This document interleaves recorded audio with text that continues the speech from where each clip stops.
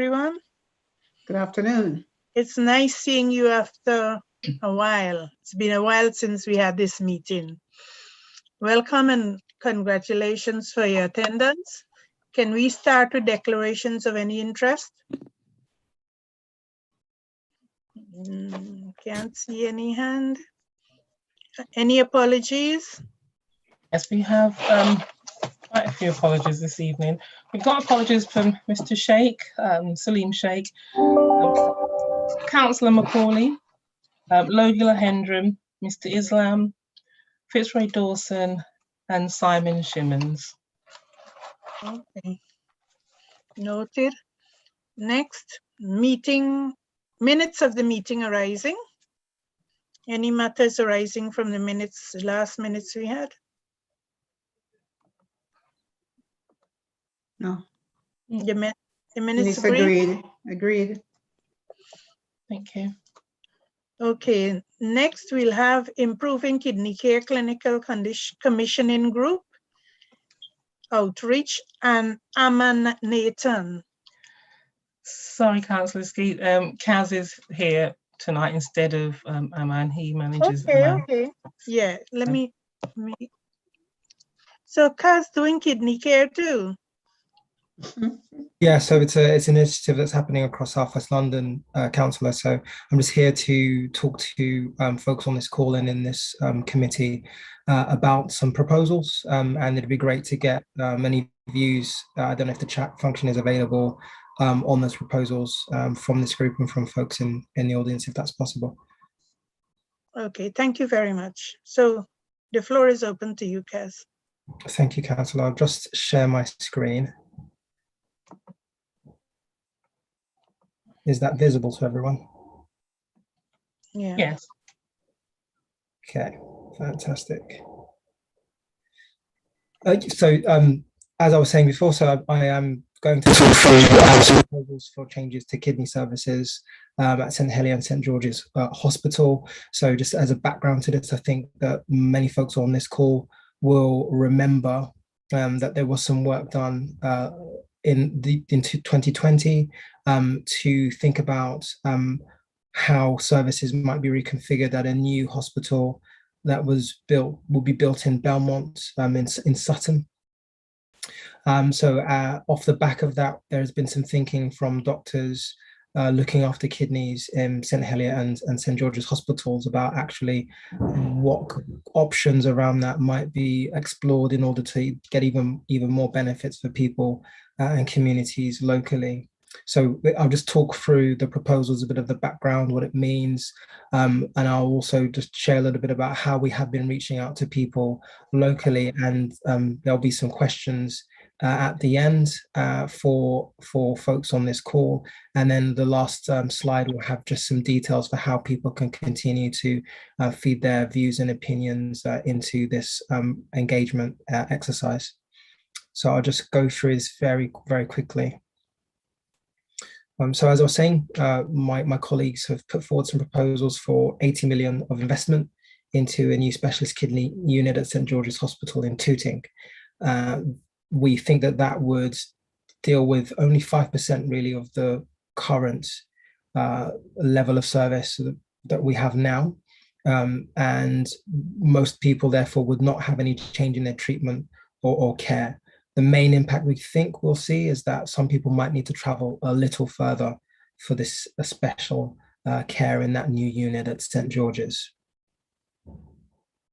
So I shared a bit of background before starting, but again, the changes that we had agreed to build a new specialist emergency care hospital in Sutton would mean that sort of in the next 5 years or so, all inpatient, so that's overnight stays and specialist care, would move from St Helier to that new hospital in Sutton, and would make sure that people get treated in the most up-to-date modern facilities with the best experts available.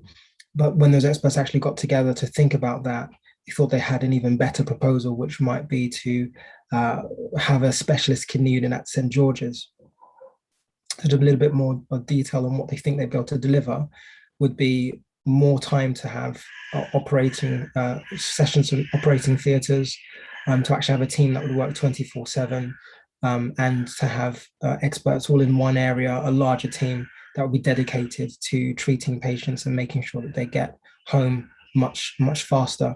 And those changes would come in over the next 4 years at the earliest.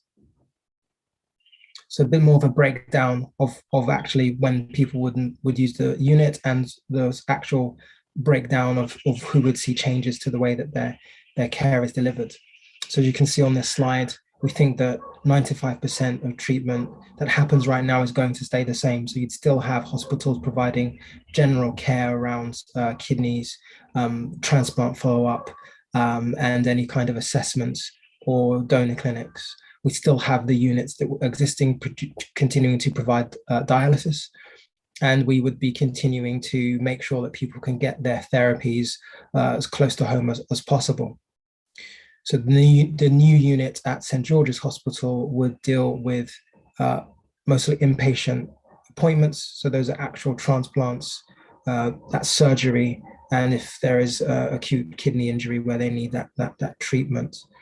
Without patients, so people who are not staying overnight, that's really concentrating on when people are in the early stages of needing their dialysis, to get that advice and guidance and additional support as well, to make sure people can take advantage of the increasing opportunities to access those services, therapies and support therapies at home.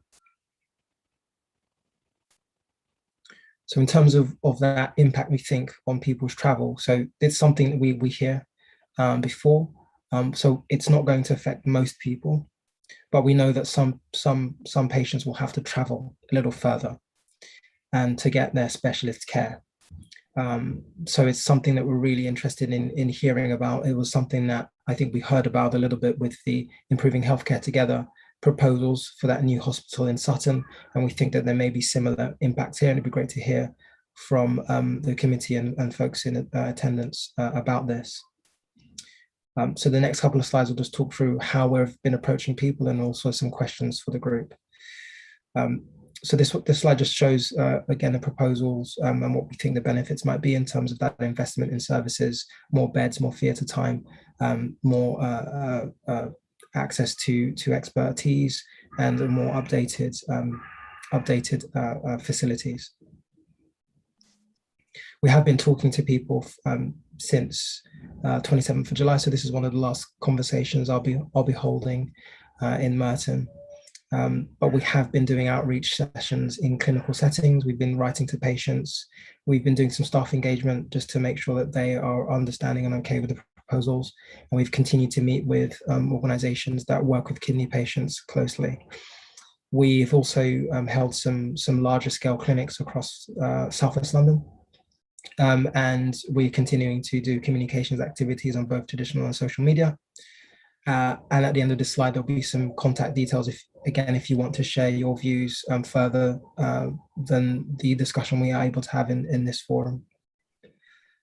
So just to get on to the discussion. So I've done a whistle-stop tour of the proposal, but it'd be great to get your initial thoughts, any suggestions or concerns, and to what extent you think that the suggestions would work for local people.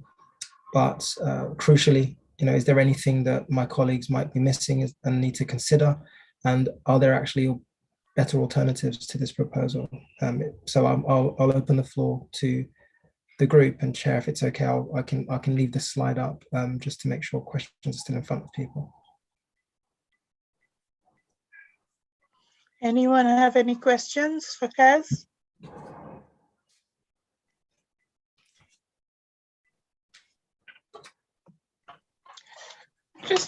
Just 1 minute, Councillor. I'm just checking that everyone's where's my hand? Hi, Hannah, is that you? Go on, Hannah.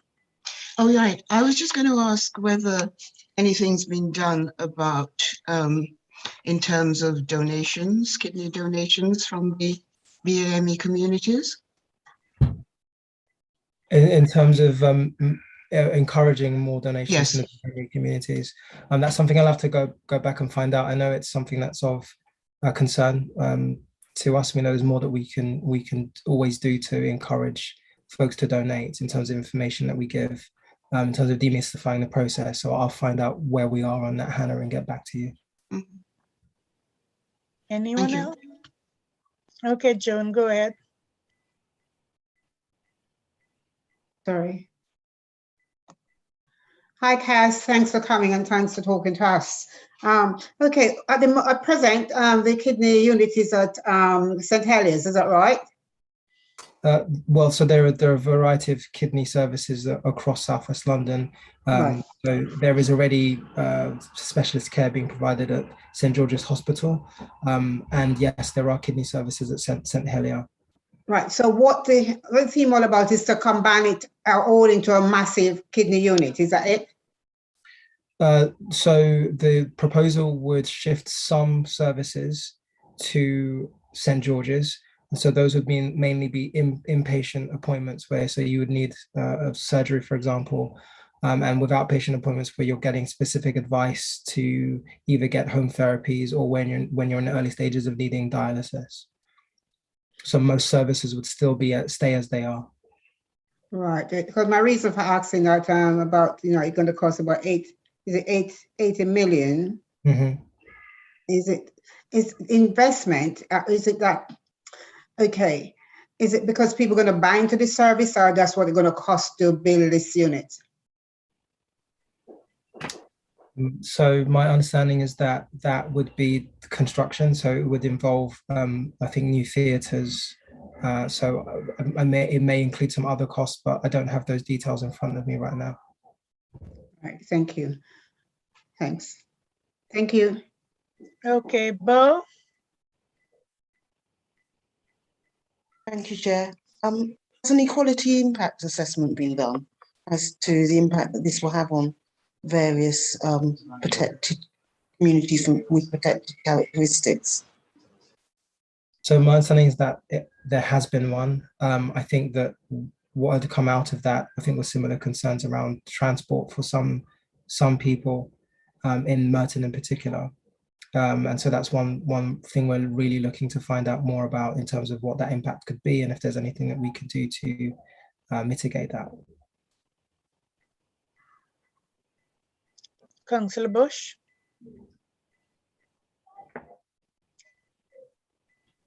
I was talking and I was on mute. The classic mistake with Zoom. Thank you, Kaz, for your presentation.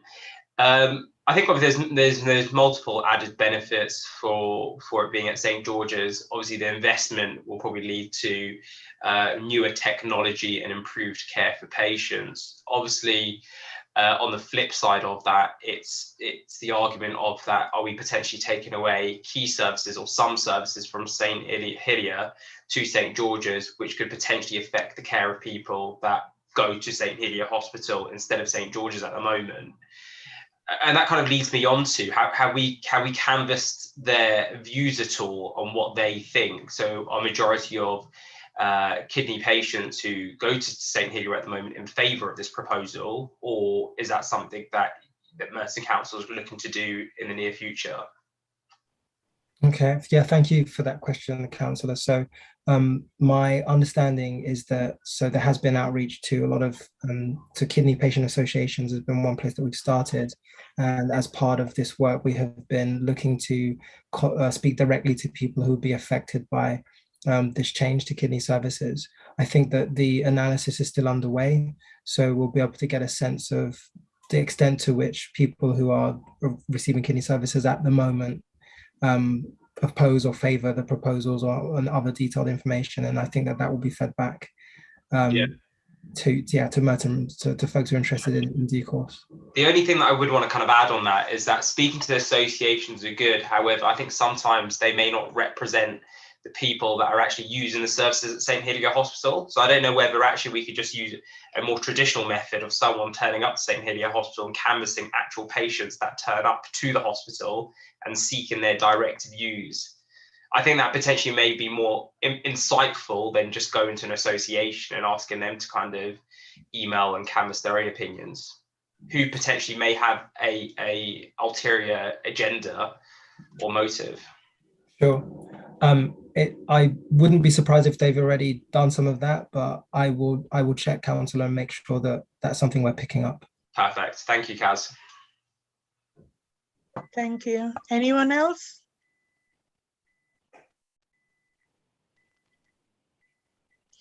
Well, I would like to make a comment, Kaz. It's the first time I'm meeting you. I'm a kidney case. I'm doing dialysis as we sit right here this moment. And my thing is, why are you building this? I agree with building this new facility at St. George's, but why are you moving, well, not you per se, but why are they moving the dialysis patients in St. Helier to St. George's? I spoke to my consultant last Thursday, and they're overwhelmed with the amount of people they have there. So what I'm saying, improve the clinic at St. Helier, to me, would be a good idea. If you want to do your service at St. George's, that's fine. But improving the one at St. Helier would be a better idea, for people don't have to travel. You understand what I'm getting at? I was doing dialysis at St. George's Hospital. Then I was moved to Northeast Surrey Clinic, then Collierswood. They were very troublesome. The transportation, I'm coming home 2 o'clock in the morning, it was chaotic. It was very chaotic. So I am saying leave people where they are, so as close to home as possible, so that they can have the service they require. That's just my idea. Yeah, and thank you, councillor, and certainly I think we resonate with a lot of that. So most of the services, I think 95%, is going to stay the same. So people will continue to receive it where they are currently doing so. There may be obviously some impacts from the work of improving healthcare together, but it's only people who sort of need that surgery, have sort of urgent, emergency care needs because they have got acute kidney injury, who would be going to St. George's, and again, where people are getting that advice on how to sort of take up sort of dialysis and those new sort of home therapies that we're developing. And certainly that will mean that we'll need to invest whatever we can into services that exist and to make sure they continue to meet high standards that we all expect. So it would just be that this additional investment, if it were approved and went ahead, would just go to making sure that we can deliver the best care to people who are in patients, and to get the best kidney care, the best experts, and the best facilities. Okay, thank you. No problem. Anyone else?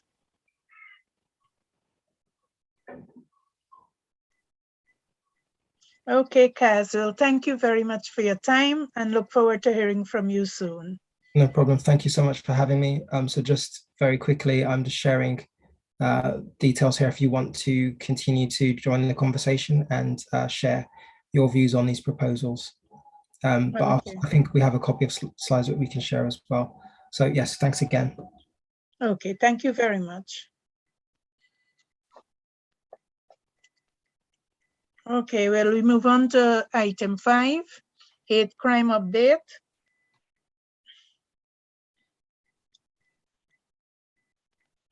Kieran. Hello, just getting my screen up. Yeah. Can you see me? Yes, sorry, there I am. Hello, good evening all. Thank you for inviting us along to the meeting. So my name's Kieran Vagwal. I'm Head of Community Safety at Safer Merton. And my colleague Katie is also joining us. He'll be sort of going through the presentation with you all. And the presentation is in your pack of papers, I understand, for the meeting. So just to give you a quick overview, if I may, the Safer and Stronger Executive Board is a partnership board which consists of the council, the police, probation, fire service, and a number of other statutory organisations, and it meets quarterly. And the responsibilities of that board, it's a statutory board, meaning it's a legal requirement for us to have that board in place under the Crime and Disorder Act. And the responsibility of that board is to make sure that across the council across the borough, we have a community safety plan which responds to our crime, ASB and substance misuse trends and needs. And they every year they look at data across the borough, they agree their priorities, and they agree what that strategy would look like. Every year we review the strategy as well, and it's just to confirm that, you know, we've got 6 strategic objectives, and one of them looks at how that board contributes to building community resilience and ensuring community cohesion as well. So as part of that strategic objective, we deliver on a number of things, and one of those things is our response to hate crime and tackling hate crime, which Katie leads on. So the presentation we're going to give you this evening is going to cover off a number of things. So firstly, it's going to just talk about some of the statistics in Merton in terms of hate crime and the reports that have been received and comparisons to previous year. We're also going to then sort of outline information about the hate crime steering group. So we have a very a well-working steering group in place that meets every quarter, and their responsibility is to develop the hate crime strategy, make sure that we've got an annual delivery plan and that we deliver on that plan as well. And that meeting takes place quarterly, but Katie will touch on that a little bit more. We currently have a one-year action plan for hate crime, and we've been developing, and we are looking to develop a brand new strategy for the borough, which will be launched in 2022, and it will run until 2026. Again, Katie will set out the timetable for that, but all of this is also in the pack that you've got as well. In the presentation, we'll sort of cover off what our key strategic objectives are for that hate crime strategy and the kind of work we'd like to deliver and focus on as a partnership with the community and voluntary sector.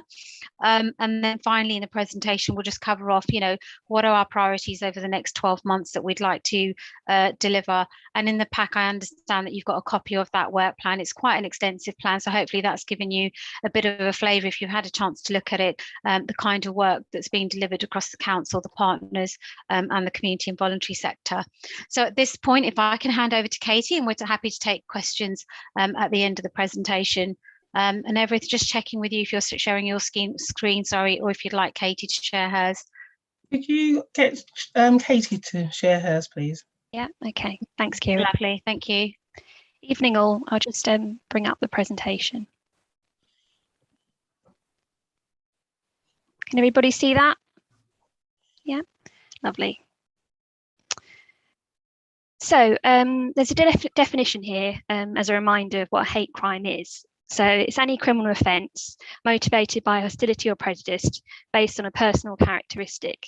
And the characteristics that the police measure the strands of hate crime currently are race, religion, sexual orientation, disability and transgender identity.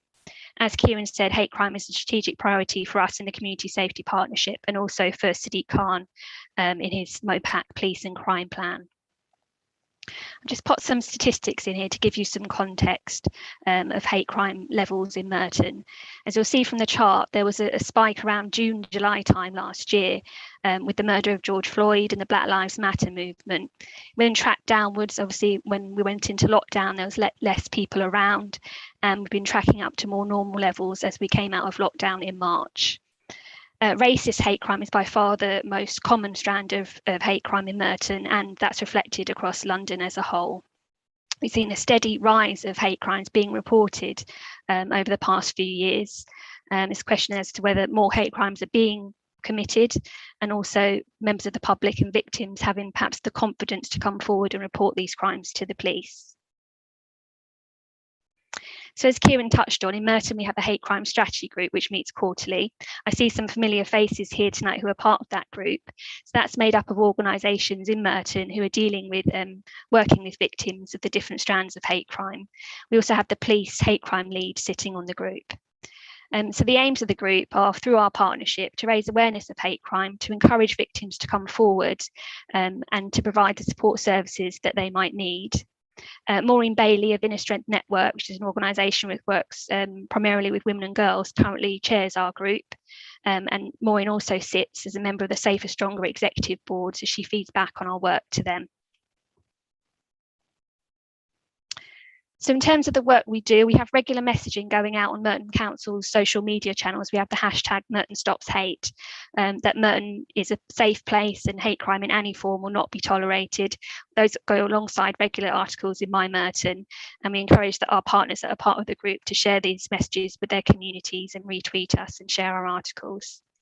One of the priorities we've been working on over the past year is a third-party reporting scheme. So we recognise that some people may not have the confidence to go directly to report to the police, but they have relationships with these community organisations in the borough, strong relationships with them, so they may be more comfortable making a report to them, for them to make the report to the police on their behalf.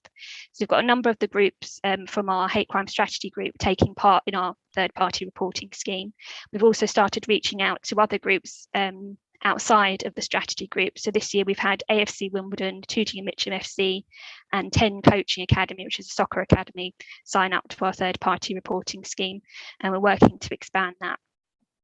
We also run a monthly hate crime advice surgery with our partners. The partners that take part currently are listed there. So we have Tell Mama, Polish Family Association, BAME Voice, Inner Strength Network, and Merton Sill. Merton Sill work with the disability community. Because of COVID, obviously they're currently taking place over the phone. Normally we're based opposite the reception desk in the Civic Centre in Merton Link. So hopefully once as restrictions ease, we'll be able to return to that format. And that's a drop-in service. Don't have to make an appointment. Anybody can drop in, get any advice or support they need. So in regards to our hate crime strategy, our current strategy finished in April. So we've decided going forward to split out the documents to a strategy, a new strategy, which Kieran said will run 22 to 26, and an annual work plan. So we've shared the annual work plan with you with the papers today. That's this year's work plan. And an idea that the group came up with was that at the end of each year, we'll do like an annual report, which we'll share with the community to show them what work we've done during the year. Just a note here on what the work plan focuses on. So it's coordination, so that's our partnership work with the police, with our partners in the community. Prevention, helping to prevent hate crime through aiming to change people's attitude. Provision, so it's the support services that borough can provide, and a key part of that is our hate crime third-party reporting centres. And protection, so that's working with the police to ensure we have an appropriate response to the perpetrators.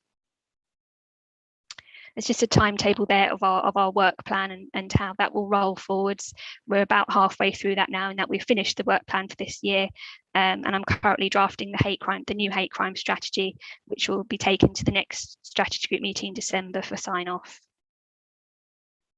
So other work we've got in the year ahead, we have Hate Crime Awareness Week coming up in October. Each year, in normal times, we're out and about throughout the borough. Last year, we had to do everything online. This year, fingers crossed, we'll be able to have a bit more of a mix. So we're having the launch event on Monday, the 11th of October, and that's going to focus on the national theme for this year, which is transgender hate crime, which is one of the strands of hate crime we know is very underreported. So our event is going to be Challenging Transgender Hate Crime, free to be. It'll be a panel event open to professionals and the public, with a Q&A at the end. And there'll be then a week full of other events. So I'm currently working with Hannah from BAME Voice, Slavic. We have an event with you during the week as well. So there'll be an event on race, hate crime, a coffee morning with the Polish Family Association. We'll be having some counter-terrorism training online with the police. Currently in the process of planning everything, so that there'll be more to come on that.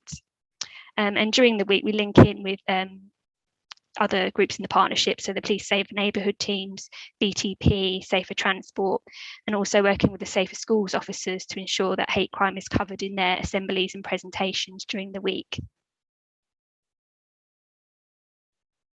We're also going to have a social media campaign based around making a pledge, so holding up a template that I'll share, saying why you're supporting Hate Crime Week in Merton and getting people to tweet that out with our hashtags.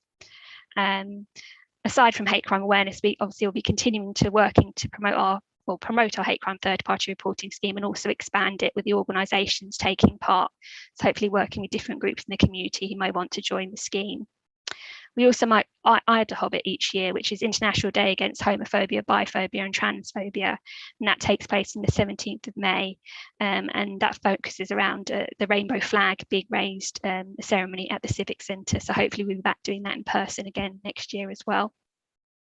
And just a note there that following the murder of Sarah Everard and campaigning by Women's Group, there was an amendment to the Domestic Violence Bill in April. So from the autumn, police nationwide are going to be asked to trial misogyny, recording misogyny as a strand of hate crime. So we're waiting for further news on that from the police, but that will be one of the strands that they'll trial measuring going forwards. Just a notice here, this is our web page. Please have a look. It lists all our third-party reporting centres, our leaflets, our current strategy. We also have a video on YouTube which we made with students from Merton College a couple of years ago. It's a short video, but it's useful for to share with young people, explaining what hate crime is and what support services they can access in Merton. We also have hard copies of our hate crime leaflets. If anyone wants any of those, please get in touch with me. I can post you some out. And there's a link there also to the MOPAC hate crime dashboard, which is the Mayor's dashboard. If anyone wants to have a further look at the stats, those are the publicly available stats. There's a map and you can click on Merton and it will give you the latest figures.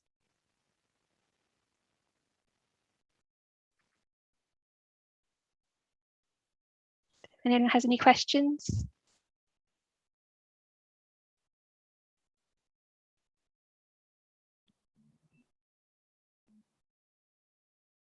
I can't see any hands. My hand is up, Councillor Skeet. Oh, sorry, Councillor Bailey, sorry. No, that's okay, thank you. I have a couple of questions around the metrics of the work that we're doing, because I appreciate that we do have like a lot of ways that we're trying to help people, like through the but my main questions are about through the social media campaigns that we've talked about and in the drop-in centres. I wonder if there is any reporting on how many families or individuals we help in those drop-in centres, so we can see how well we're doing and what else we can do to help more people. And the same with social media. Like, do we know what the reach is for that? And I just feel like we can't do more next year unless we know what we're hitting this year, you know. So I wonder if there's any reporting on that at all. So in terms of our hate crime advice surgeries, the figures are low in terms of attendance, and they've dropped, unfortunately, during the pandemic since we moved to phone-based. Because obviously where we were positioned before, it was quite a central place. You sort of catch people coming into the Civic Centre for other reasons, and then they stop, take a leaflet and start talking. So that's why we're quite keen to get that back going to face-to-face as soon as we can. It's also very early days for the hate crime advice surgery. We started in 2019. My colleague Zoe, who runs the domestic violence one-stop shop, I've chatted to her about it. It took that a few years to get going, get up to pace. So I think it does take a while to establish it. So yeah, figures are low at the moment in terms of the hate crime advice surgery, but hopefully once we're out back in person, we'll be having more contact again with people. In terms of social media, I haven't got it to hand, but we do have the stats. The comms teams do them for us at the end of each year. And it tends to be, we normally do a video with the police. We have the police borough commander talking, and that tends to get the most tweets. We've not done a sort of viral social media campaign like we're planning this year. So this will be a trial for us to see, and hopefully that will get a bit more traction. Get all our partners tweeting, and we're also going to share it with the schools and see if some of the students, perhaps the sixth formers, will start doing it as well. So yeah, it'd be good if we could see sort of the numbers from the more intensive campaign. And then also, I do totally understand that it's going to take a while, and I'm not saying like we need numbers so we can track performance, because I realize it's absolutely not about performance. It doesn't matter how many people. If we help one person, it's worth it. But I'm just wondering how we can like what the strategy is to make sure that the message is getting out a bit more when it is more challenging for people. Yeah, so at the moment it's based around the social media. We've relied on that really throughout the pandemic. We have, physical flyers as well, but there's been less demand for those, posters that go up, but there's been less demand for that over the pandemic, obviously. So at the moment, the comms team are very good. They'll a week before they'll start putting tweets out, or if there's anything sort of specific related to hate crime going on, they always make sure they put a tweet out and link it to these are our support services in Merton. So we do work with them, but yeah, it's something to look at as we come out of lockdown and see how we can enhance that. Thank you. Anyone else? Mr. Bush, Councillor Bush. Thank you, Councillor. Thank you very much for the presentation. It's always a hard pill to swallow when you see kind of numbers, especially in racism, increasing and kind of fluctuating over 12 months. And I think it really highlights the very current issue that we have in society today. And obviously the work that you guys in Merton are doing is absolutely terrific. However, as you was kind of giving the presentation, one of the things that kind of stuck out to me, and someone as well that kind of, so I lecture as well, so I kind of deal with a lot of 18 to 21-year-olds, and I think one of the key things is that sometimes they feel separated from what the council do. And I think it's key that we try get them involved. So whether that's working alongside schools in the borough and having students create a campaign that we can kind of advertise and put forward, whether that's using media students from our local college to create a 30-second clip. So I think it's vital that we're not just pushing these messages out, but we're also interacting with the people that most widely feel that they potentially are the ones that are the victims of this. So when the George Floyd incident took place, and when I went out to one of the rallies, majority of people were under the age of 30. And I think these are the people that aren't actually recording hate crime or coming forward to report the hate crime. So I'd hate to imagine what the real figures actually look like. But I think we just need greater involvement, especially where we have this link with schools. I think it would be a shame not to kind of take advantage of it. And I'm more than happy to help in any way, shape or form. And I'm sure all the other councillors on here tonight are happy to help as well where they can. Because I know a lot of them are school governors and kind of have links with the schools in our borough. Yeah, absolutely. Completely agree. I mean, it's a point that goes across all age groups. Probably there's a large amount of hate crime happening that people don't even realise it is a hate crime, and it's something they can report.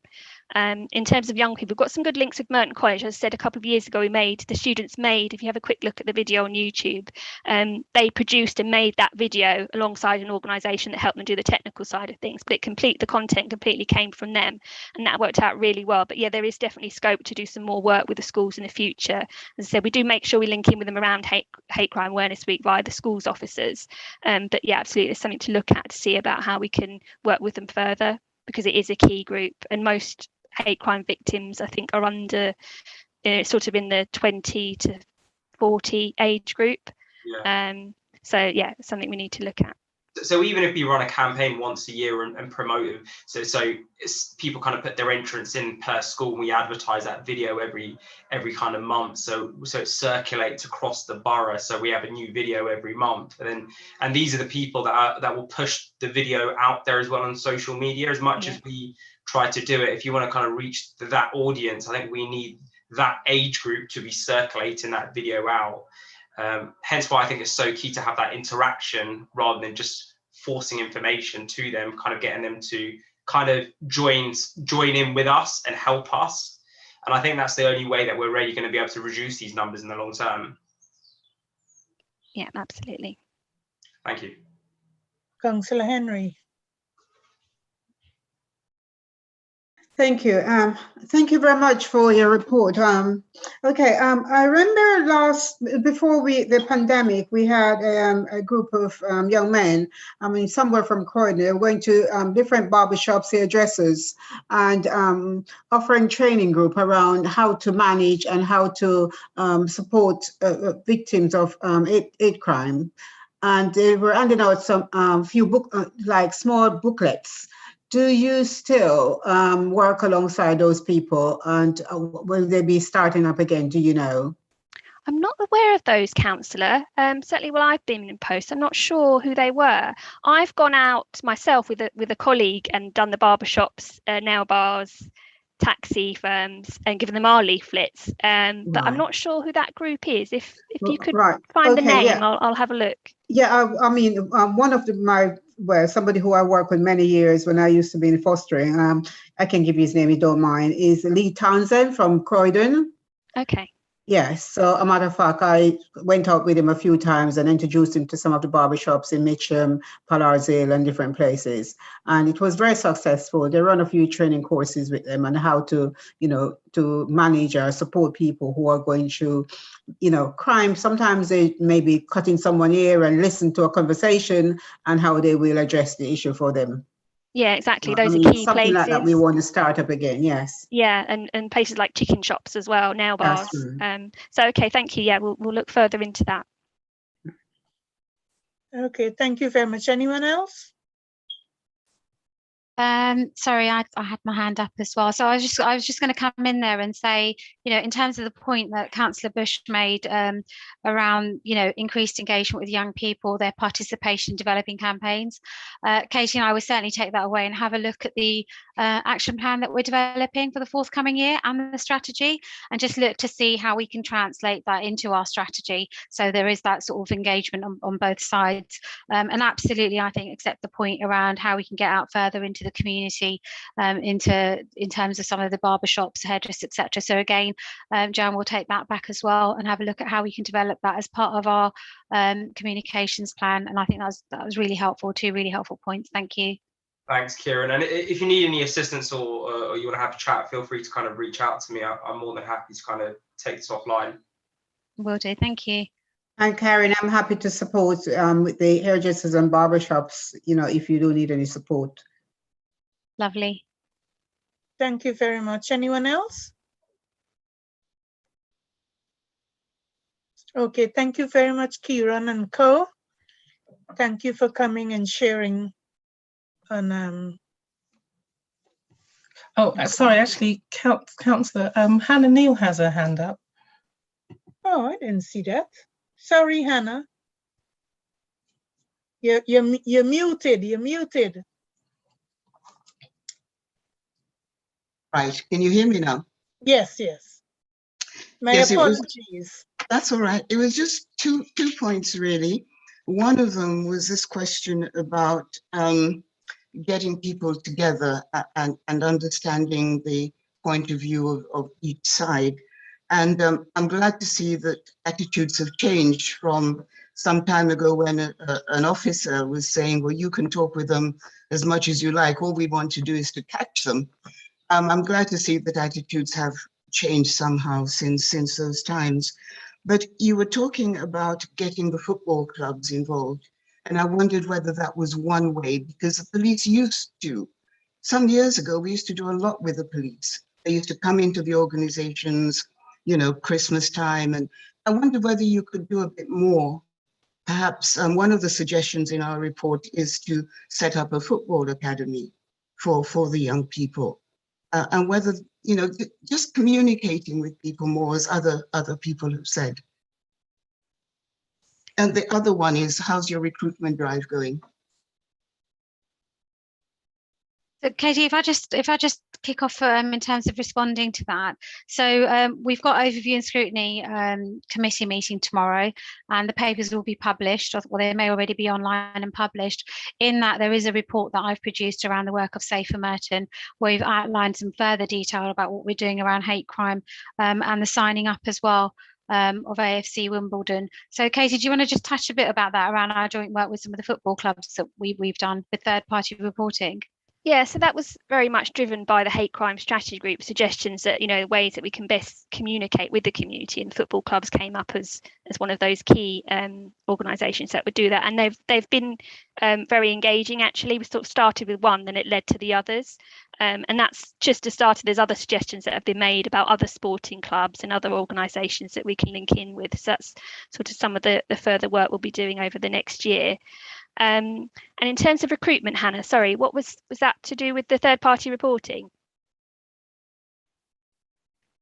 No, it was really with Kieran, because the last time you were here, I think you did a bit about trying to get recruitment from the BAME organizations. It was purely just a matter of interest to see how that was going. Yeah, so we have Ranjith, who I think is on the call. So Ranjith sits on our hate crime strategy group. So he's a key part of that group now. And he comes to our meetings every quarter. So we're very grateful for that.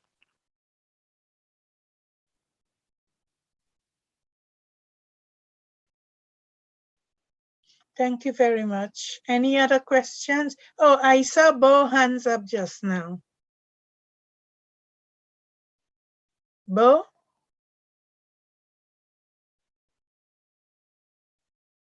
I think she's gone. No, sorry, Chair. I was struggling to find my microphone button. Just in response to one of one of the questions about setting up a football academy.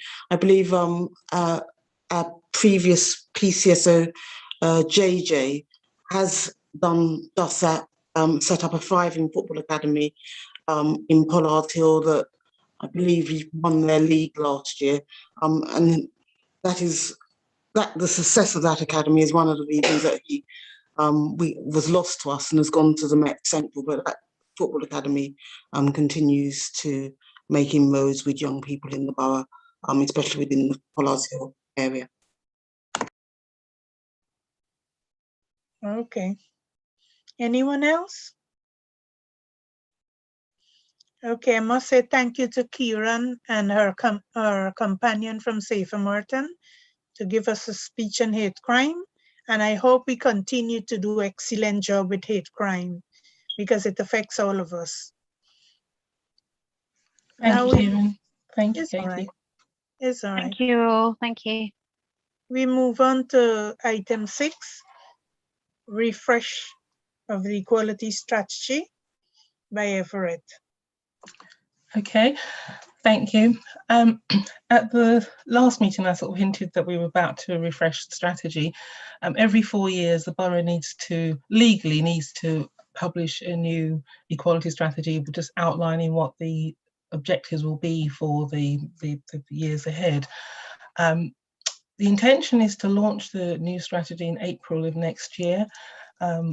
And between now and then, I'm doing extensive consultation, but literally I've just started, and I'm starting with the JCC. What I'll be doing in the next few weeks is going to our departmental management teams and just asking for their views on what are the key issues that needs to go into the strategy, what are the high level objectives. I've outlined in the pack some sort of a suggested approach. I mean, currently we've got an equality and community cohesion strategy, and the thinking is to call the strategy an equality and inclusion strategy. The aim in that is by doing all the right things, having the building blocks in place, then we'll naturally get cohesion. Our communities are strong, and we need to find ways of bringing people together to spread the messages out there about how services, what's available, how they can influence services. I mean, even the previous item around the third-party hate crime reporting sites, if people are sort of clued up, know what's going on, then they can be part of the solution as well and helping themselves as a community. In terms of informing the strategy, we were already doing work around inequality, and the pandemic just polarized everything even more. Hannah, yourself and colleagues did a wonderful report on the impact of the pandemic on Black, Asian, minority and ethnic communities in the borough. And some of the learning from that will be informing the strategy. I'll also be picking up the common themes that are coming through the Your Merton research that's been done. It's not finalised as yet, but my colleague Catherine Dunn is leading on that. And what I'll be doing is finding what from an equalities perspective can go into the equality strategy. John Dimmer, my manager, has also led a project of transforming how we work together with communities in the borough. And one of the ideas behind that is looking at how we spread the strategic partnership funding a little further. Over the years, JCC participants have said regularly that when their organisations compete for fund and try and bid for funding, they don't get it, but some of the larger organisations who we do fund then have to come back and rely on smaller grassroots organisations to be able to deliver the outcomes.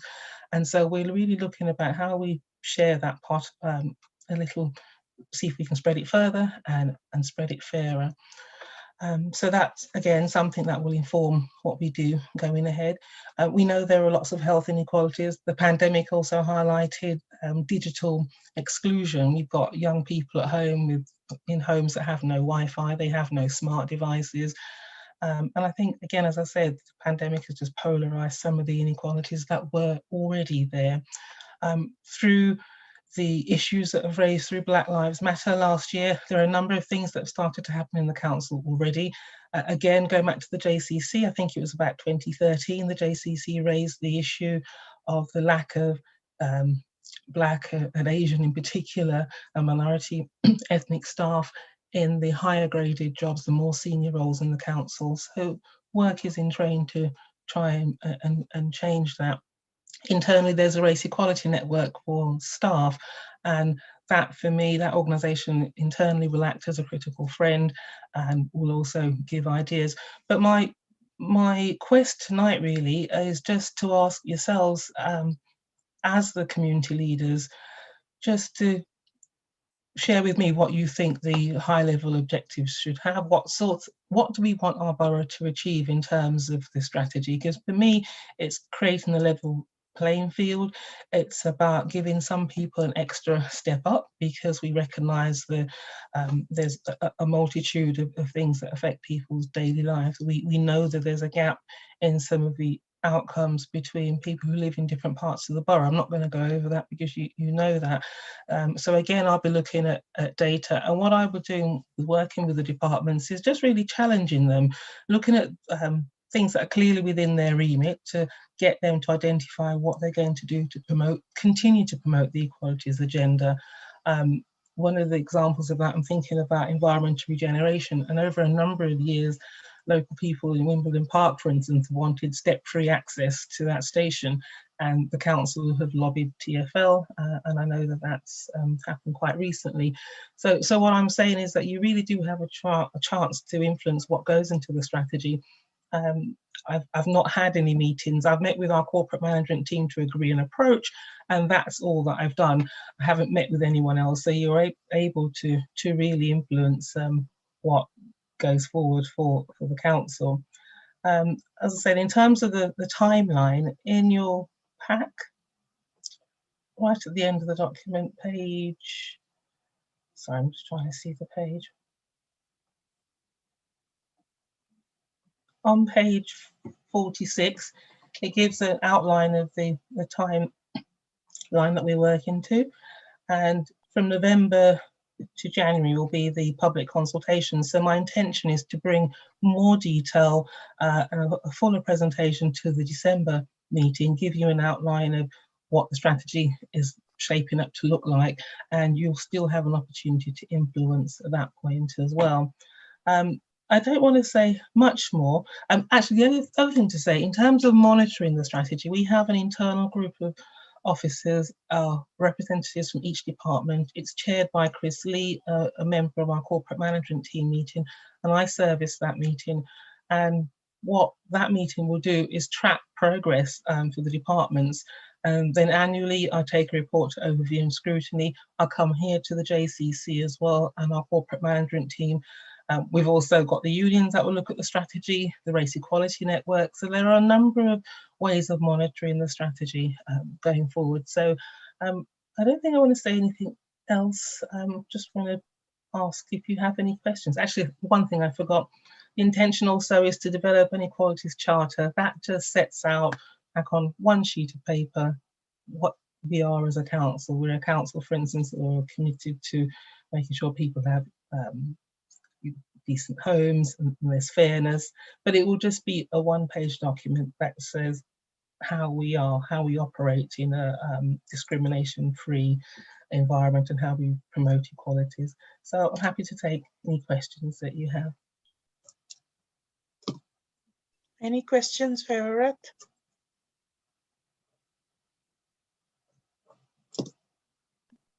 Councillor Bailey. Hi, thank you for your report. It seems like a lot of these just lie with you. I'm a bit worried about your work. Like, how are you sharing the responsibility and making sure that it's not a one woman job? I just don't want it all to be on you. It seems a bit unreasonable. Well, I'm doing. Thank you for that. Sometimes it does feel like that, but I think what I do is I go and I sort of I challenge people. I'm the critical friend, because some of how I'm doing that corporate group, that internal group, the equality steering group. What I do is work with a rep from each department, and the idea is that those reps become champions within their departments. So they'll be tasked with. I'm going to the departmental management team meetings first of all. I'll show them something very similar to what you've got here, but I'm hoping that by October I've got a bit more detail. I've got the BME Voice report. There's a report that MenCap did as well. as I said, the Your Merton report is starting to come through. So I'm looking at themes. So that is just me sitting down, locking myself away and picking up the themes. But I am working with colleagues. The thing is, I work in a policy team anyhow, so I'll be asking colleagues who are leading on those sorts of things to highlight the equalities issues. And we do share and work together quite closely that way. But the departmental leads will be tasked to go into the departmental management teams and under whichever objectives that we agree, thinking about practical actions that can go in there. And what I ask them is, I don't want a wish list. I want something that will make a difference. Because I literally say, you're going to do this, and so what? So what difference will it make? And thinking about the metrics that we put in place. How are we going to measure that we're successful? So that's the process. So I'll be working through equalities leads. I'll be going to what's called the senior leadership team. So that's all the departmental management teams across the council and the chief executive. It will be like a seminar. I've done that with the previous strategy, and I give them some high level things, and then by department they sit together in the departments and I say, think about it from your perspective now. How can you put some flesh on this? So that's the process. And then there'll just be extensive. I'll be going to a lot of meetings, talking to a lot of people, getting their views. So do you think in our next JCC you'll have at least like the areas that you're asking the departments to focus on? Yes, and think about how they can. Yes, I'm working to quite a tight deadline, but by then, yes. From the conversations I have with people, I'll work the document up and we'll have some sort of draft, high-level draft to bring to the JCC. It might even be, because when I do the consultation, I need to have something that people can look at as well. So there'll be like a shortened version to say, these are the key things that we're looking to take forward in the strategy. What do you think's missing? What could be better? What, is it just right? So it really is down to yourselves as to what are the key issues that we need to address in our strategy. And is there anything that councillors can do to help feed into this or spread awareness, or do you want to get information and any like best practice from outside of the council, or are you keeping it internal? I think, well, the consultation is a public consultation, so perhaps so we can councillors push that through our channels. Definitely, that's the thing to do. It will be public. Okay, that's good to know. Thank you. Hannah, thank you very much, Councillor. Yes, Everett, the thing I think we're most interested in is about having conversations, because we believe that people can only work together if they talk together. One of our interests is in this whole area of, I don't like calling it training, but in discussing issues about cultural awareness and cultural competence. There seems to be some antagonism, I think, towards this unconscious bias training. Some people have kind of gone against that form of training or discussion. So what is happening within Merton and within this work that you're doing? How are you fitting in that cultural awareness, cultural competence, which is quite different from cultural awareness? How are you fitting to create that playing ground, that level playing ground you want? No, that's a really good question. Thank you. Internally, the learning and development, the head of learning and development and organisational development has been meeting with the Race Equality Network. There was some training scheduled for unconscious bias, but the REN group weren't happy with it, thought it was a little bit basic, and some officers from the Race Equality Network and myself have been meeting with the head of learning and development to try and progress that. You can't get away from it. It is going to be training. That training will then be the catalyst for a more meaningful discussion. But they're trying to source, or they're about to source, trade providers who can come in and give some racial. It's a bit more than racial awareness. It's mixing all of those things together to try and help managers to have that cultural competency, to understand the different backgrounds of people who they're managing and people who they're giving services to. So that is a really important point. And I've also across London councils, they work with the chief executives on a number of things. And one of the strands of work they're looking at is tackling racial inequality. And they've recruited staff on a voluntary basis across the various London councils to come together on different ones. And I'm on a group around leadership, for instance, and a lot of the discussion around there is about how we make managers culturally competent, how we get them to tackle racial inequality and not be scared of it, because some managers aren't, so they do nothing and everything just gets pushed on the carpet and things gets worse. So the idea is to develop a toolkit that can support managers to have those discussions. So we have organizations that are culturally competent, they're fully aware, and the staff have the equipment to challenge and do the right thing. Also, so in the strategy, we'll have issues like that in there. Human resources, again, will have some kind of, without a doubt, there'll be an objective around staffing, for instance, and that will be all around getting more senior people who reflect the population we serve at all levels of the organisation, and putting whatever training is in place to be able to tackle those issues that have been identified. So those things in some shape or form will be in the strategy. Yeah. Okay, Slovak. Oh, did you have? Sorry. Hannah, did you have another question, Hannah? You sure? Okay, Slavik. Oh, thank you. Thanks, Everett. I'm looking at the appendix 1, item 2, the demographics. Could you let me know how the demographics would be worked out? My question is mainly about the Eastern Europeans. The data doesn't show the demographics in terms of Eastern Europeans. We are as displayed as a white order.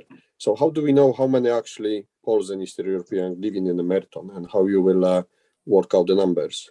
Okay, the demographics bit, that will be informed by the work that some analytical staff do in the borough, because what the analyst group have been trying to do for a while now is have all the data that comes through from the previous census.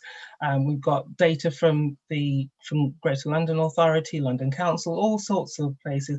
I'm not sure if the census that we've just had, if the data will be ready then, but what I do in that is just summarise what the key issues are, the key communities, and I would have to say something separate. Because we have a sizable Eastern European population in the borough, then I would actually put that narrative in and say that in the borough I think we'd have to say expressly that although nationally Eastern Europeans are counted as other, in this borough they would be we consider them as being part of the BAME community, which is why you're part of the JCC, for instance. Mm-hmm. So that's how we address it there. Are you going to look at the European settlement status numbers? Because that is set stone number, to be honest, as every European has to actually apply for a status. And we know exact numbers, how many Poles and Eastern Europeans applied in a Merton. So will be that number actually taken to consideration as well?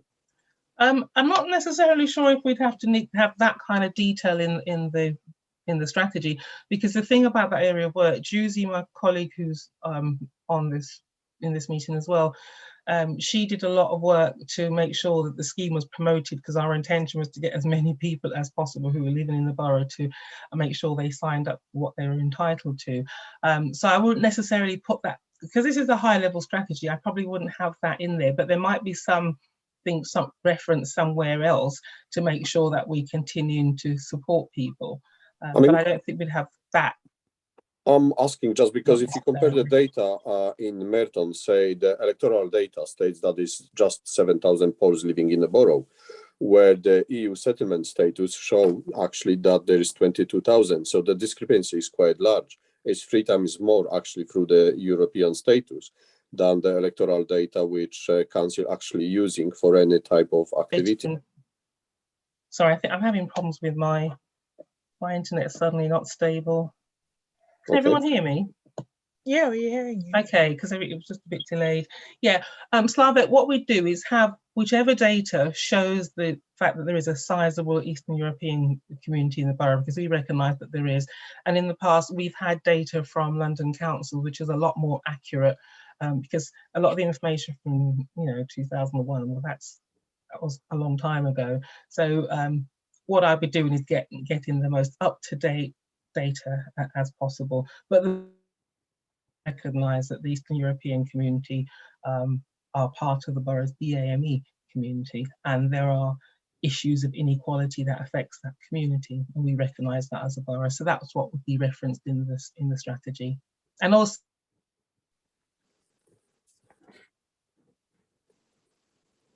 Just gone again. or something needed to be added, perhaps I'd consider that. Okay, thank you. Okay, thank you. Anyone else have any Back questions? to Hannah. Oh, Hannah, yeah. You're muted, you're muted. Yeah, I just wondered whether we should go back to that. It's in terms of the strategy that you're working on, Everett. And some of the things that we discovered during our work is that things don't really filter up to the very top bosses in the council. Yes. But there's a lot of filtering of information before it gets to the top. And I wondered whether, you could look at that, because if they are not getting a message from the communities and they're getting a watered down message, then they won't be able to act as effectively as they should. So how do you suggest we do that? I suggest that as officers reporting to the very top, that the truth goes through, that it's not watered down. I remember doing an article, and it wasn't thought that it could get to the top. And this is not unique, and Merton is not unique in this. It happens all over the place, where the people who are right at the top don't actually get what is being said. It's watered down. So I just wondered whether, the truth could get to the top. And perhaps there would be more of an equal level playing field if they knew what the exact situation was. Well, I think from my point of view as an officer, I will always say this is the view of the JCC, and I've been doing that. But I would like to think that people don't water down, but we know in reality that sometimes things are made to look a bit more palatable. And I think the only way that people at the top are really going to know 100% what's going on is to have direct meetings with community representatives on whether it be a biannual basis, or there needs to be some way to have that dialogue. Obviously, we've got a new chief executive and their diaries are very busy and all the rest of it, but perhaps one of the things needs to happen is regular meetings with community reps, and that way you get to, it's not screened, it may not be screened in the same way. I mean, we could screen it as much as we want, but once you're in front of someone, you have the opportunity to speak. And that's the thing I'm saying. But I think I totally get what you're saying, but I'd like to think that messages don't get watered down too much, and you still have the opportunity to raise your voice and raise any issues that you want to be heard at the top. But what I'm saying to you is what I do, and I've done regularly, is to say this is the view of the JCC. I've talked about that disconnect.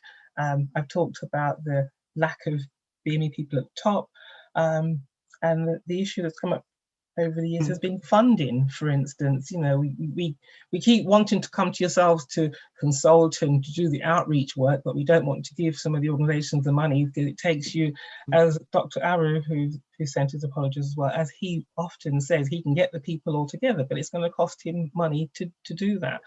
So, and I recognise that, and I will take that back. Thank you. Thank you. Okay, thank you. Any other? Well, Everett, I think you did a good job because there are no questions. Silence.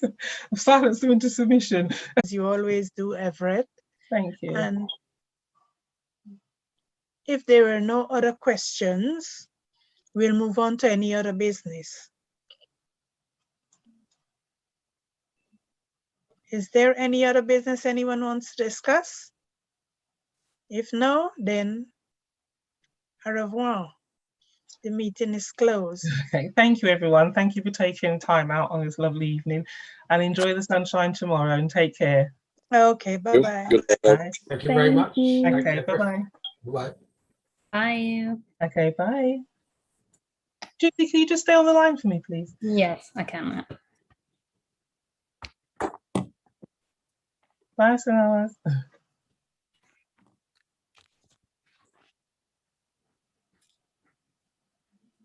Okay. Just a minute.